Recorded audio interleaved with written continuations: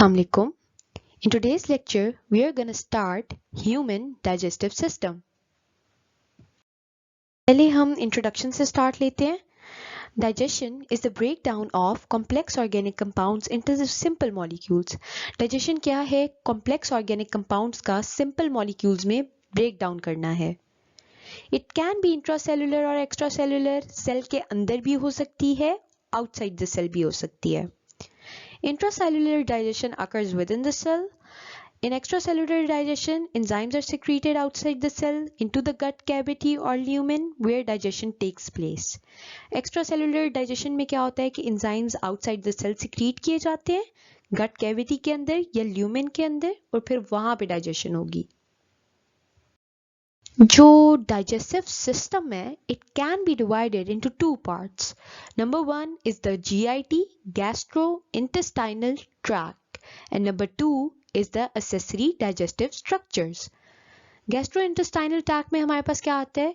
Mouth से start करेगी, फिर oral cavity है, pharynx, larynx, esophagus, stomach, small intestine and the large intestine. और accessory digestive structures में हमारे पास teeth है, tongue है, salivary glands हैं, liver है, gall bladder है और pancreas है. पहले हम GIT से start लेते हैं. GIT is a continuous long tube that extends from mouth to anus. Digestive system की दो openings से extend कर रही है. एक opening mouth है, दूसरी opening anal opening है. उसके दरमियान पूरी GIT present है. It is approximately 9 meter और 30 feet. इसकी length क्या है? 9 meter है या 30 feet है. Four major layers include internal mucosa, submucosa, muscularis and an external serosa. Internal most layer कौन सी है इसकी? Mucosa. उसके बाद submucosa उसके ऊपर present है, उसके ऊपर muscularis और external most layer is the serosa. Oral cavity से स्टार्ट हो रही है, फिर ईसोफेगस में जाएगी, ईसोफेगस से स्टमक में, स्टमक से स्मॉल इंटेस्टाइन, स्मॉल इंटेस्टाइन से large intestine. Next we are gonna talk about the accessory glands. Accessory glands में हमारे पास salivary glands, liver, pancreas. They are not part of the digestive tract, लेकिन इनका role है digestive activity में, इसीलिए they are considered accessory glands. हम human digestive system को diagram में देख लेते हैं. ये ह्यूमन डाइजेस्टिव सिस्टम है. माउथ से स्टार्ट हो रहा है, एनस पे एंड हो रहा है और इसके थ्रू आउट जो ट्रैक प्रेजेंट है that is called as the GIT. अब हम इस ट्रैक को ट्रेस करते रहते हैं. देखिए माउथ से स्टार्ट हो रहा है, फिर आ रही है ईसोफेगस. ईसोफेगस के बाद ये हमारे पास आ रहा है स्टमक. स्टमक किधर एंड हो रहा है? स्टमक एंड हो रहा है ये स्मॉल इंटेस्टाइन है. स्मॉल इंटेस्टाइन के आउटर साइड पे लार्ज इंटेस्टाइन है और लार्ज इंटेस्टाइन लीड कर रही है. ये एक पार्ट आ रहा है इसका rectum and then it's ending part is the anus. इसके अलावा हम देख रहे हैं कि इस GIT के साथ सिर्फ GIT नहीं प्रेजेंट, और भी स्ट्रक्चर्स प्रेजेंट है. माउथ में टीथ होंगे, उसके बाद ये यहाँ आएगा, यहाँ पे स्लाइवरी ग्लैंड्स प्रेजेंट है माउथ कैविटी में.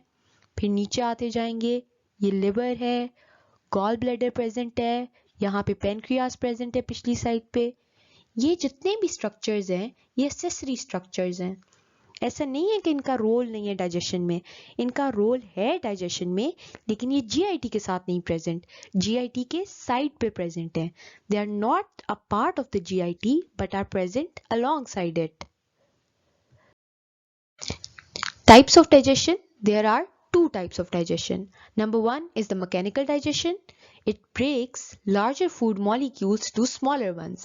जो बहुत big food molecules होते हैं उनको small ones में break कर देना is mechanical digestion. This increases the surface area and mobility. Surface area को increase कर देती है और mobility को भी increase कर देती है. किसकी? Food molecules की. इसकी एग्जांपल्स में क्या क्या आ जाएगा? ओरल कैविटी के अंदर हो रही है mastication by teeth. In stomach churning occurs by gastric smooth muscles churning action करवा रहे हैं. In small intestine emulsification by bile salts. All three of these are a part of the mechanical digestion. Number 2 is the chemical digestion. Chemical digestion breaks the chemical bonds in food by enzymes. Enzymes क्या करते हैं, जो food के अंदर bonds होते हैं उनको break कर देते हैं और इसको हम कहते हैं chemical digestion. This allows food to be broken into small and digestible parts.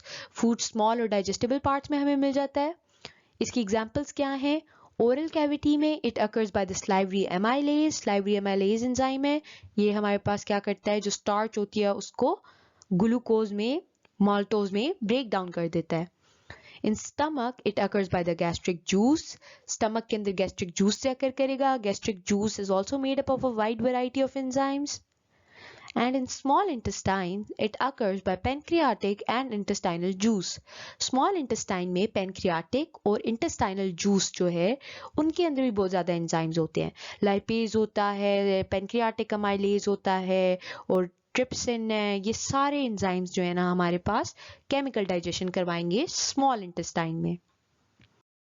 अब हम एक डायग्राम देख लेते हैं जिससे माउथ कैविटी के जितने भी स्ट्रक्चर्स हैं वो हमें क्लियर हो जाएंगे. यहाँ आप देख सकते हैं सबसे पहले ये कि यहाँ पे लिप्स हैं. लिप्स के बाद ये एक टंग नज़र आ रही है. टंग की पिछली साइड पे एक कैविटी लाइक स्पेस है, इसको कहते हैं ओरल कैविटी. ओरल कैविटी के ऊपर पैलेट है. एक हार्ड पैलेट होगा, एक सॉफ्ट पैलेट होगा. Then there is the nasal cavity, upward present है पैलेट के. ये टंग के पीछे फेरिंग्स आ जाता है. ये एपिग्लोटस है जो लैरिंक्स के ऊपर प्रेजेंट है और यहाँ पे ईसोफेगस आ रही है. Next structure is oral cavity. Oral cavity is the site of entrance of food. It includes a chamber between the palate and the tongue. Entrance of food के लिए site है और chamber है basically palate और tongue के दरमियान. Chamber क्या होती है? खाली space. Rough projections called papillae on the surface of tongue cause friction while useful in handling of food. Tongue की surface के ऊपर projections present हैं, वो rough हैं और उनका नाम है papillae. ये क्या करते हैं, जब food इनके अंदर enter करता है तो वो friction create करते हैं tongue के दरमियान और food के दरमियान और ये useful होती है in the handling of food. These papillae contain taste buds और taste buds भी इन्हीं के ऊपर present हैं और taste buds हमारे पास किस लिए होते हैं? Development of taste में involve होते हैं. The palate forms the roof of the oral cavity. It has a hard anterior part, the hard palate, and a soft posterior part called the soft palate. Palate roof बनाता है oral cavity की. दो parts हैं palate की. एक hard palate है, वो anterior part है यानी आगे की तरफ को present होगा और वो hard है. Then there is a soft part which is called as the soft palate and it is present posteriorly. Teeth पे हमारे पास ओरल कैविटी के अंदर प्रेजेंट हैं. तीन तरह के टीथ होते हैं. Number 1 is incisors. They are chisel shaped with sharp edges. Chisel shaped हैं और इनके एजेस जो हैं they are really sharp. They use to bite off large pieces of food. Large pieces of food को bite off करने के लिए use होते हैं. Then there are canines. Canines जो है नाम से पता चल रहा है कोन शेप्ड होते हैं. जैसे कोन है वैसे ही कैनाइन्स हैं. They are useful in grasping or tearing of food. grasp करने के लिए और food को tear करने के लिए useful होते हैं.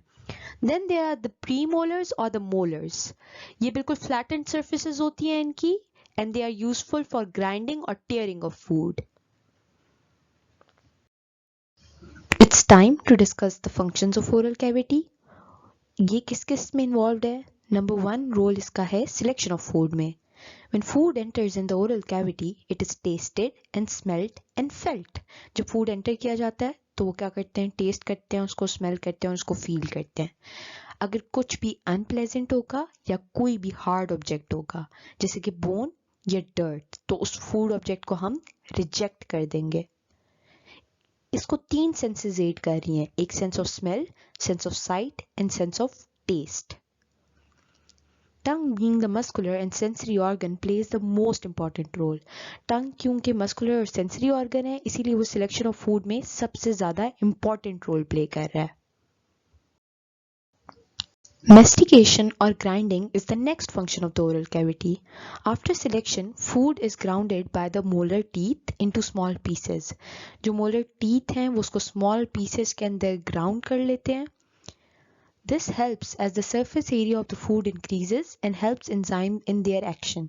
जब food small pieces में divide हो जाता है ना तो उसका surface area increase कर जाता है, जिसकी वजह से enzymes का जो action है वो speed up कर जाएगा, क्योंकि enzymes जो हैं वो large surface area पे act करते हैं.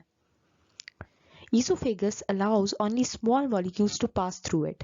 तो दो तरीके से ये हेल्पफुल है मास्टिकेशन. कैसे हेल्पफुल है? एक तो एंजाइम्स के एक्शन में हेल्प करेगी, दूसरा ईसोफेगस सिर्फ स्मॉल मॉलिक्यूल्स को अलाउ करती है कि वो उससे पास थ्रू कर सकें. Lubrication and enzymatic digestion is the next function of oral cavity. और ये दोनों functions हमारे पास saliva परफॉर्म कर रहा है. Saliva को स्टडी करने से पहले हम ये देख लेते हैं कि saliva की secretion किधर से हो रही है. तीन तरह के ग्लैंड्स हैं जो हमारी ओरल कैविटी में प्रेजेंट हैं जो स्लाइवा को सिक्रीट करते हैं. Number 1 is the parotid gland. ये क्या सिक्रीट करता है? Saliva with amylase. अमाइलेज एक एंजाइम है जो क्या करेगा? अमाइलोज को डाइजेस्ट करवाता है. किसमें? ग्लूकोज में, माल्टोज में. Then there is the submandibular और सबमैक्सिलरी ग्लैंड. इसके अंदर स्लाइवा भी होगा, अमाइलेज भी होगा और म्यूकस भी होगा. Then there's the sublingual gland. Sublingual gland क्या secrete करता है? Saliva with mucus only. यानी ये amylase को secrete नहीं कर रहा. तो आपसे पूछा जा सकता है कि which gland does not secrete amylase enzyme? That will be the sublingual gland of salivary glands. अब हम जो salivary glands हैं उनके लिए एक डायग्राम देख लेंगे तो आपको इनकी लोकेशंस का भी अंदाजा हो जाएगा. पहले आपने towards the left जो डायग्राम प्रेजेंट है उसको देखना है. सबसे पहले ये पैरोटिड ग्लैंड है. ये आइडेंटिफाइड है, इसको आप देख सकते हैं किधर लोकेटेड है? In front of the ears located है. The next one is the sublingual gland. Lingual जो होता है ना लैंग्वेज से एसोसिएटेड होता है. तो लैंग्वेज टंग से हम बोलते हैं, स्पीच में इन्वॉल्व है, तो बीनीथ द टंग लोकेटेड होगा sublingual gland. The last one is the submandibular gland. Mandibular है, मैंडिबल के अलॉन्ग लोकेटेड है, जॉ के अलॉन्ग प्रेजेंट होगा. लुब्रिकेशन एंड एंजाइमेटिक डाइजेशन को कंटिन्यू करेंगे. फ्रेश स्लाइवा अल्कलाइन होता है, उसकी pH 8 होती है. When it loses carbon dioxide it's pH becomes 6. Water and mucus. Water और म्यूकस जो स्लाइवा के अंदर प्रेजेंट है उनका क्या रोल है? वो मॉइस्टन करते हैं और लुब्रिकेट करते हैं फूड को. सोडियम बाइकार्बोनेट क्या करता है? स्टेबलाइज करता है pH को और एंटीसेप्टिक होता है. एंटीसेप्टिक का क्या मतलब है? कि माइक्रोबियल जो ऑर्गेनिजम्स हैं उनके अगेंस्ट प्रोटेक्शन देगा. स्लाइवरी अमाइलेज क्या करेगा? ब्रेक कर देगा स्टार्च को टू माल्टोज 3 to 5%.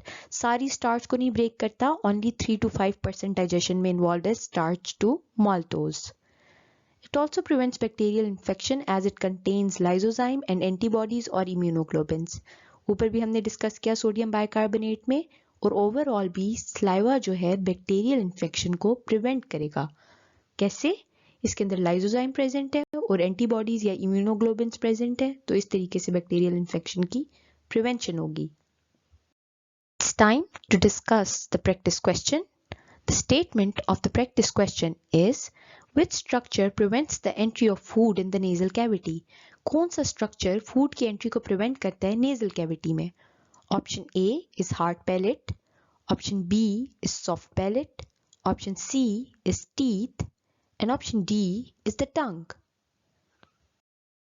Solution अगर हम डिस्कस करें प्रैक्टिस क्वेश्चन का तो correct option is B, that is soft palate. Soft palate prevents the entry of food particles into the nasal cavity. Nasal cavity में food particles की entry कौन prevent करेगा? Soft palate. I hope today's lecture was clear. Thank you very much.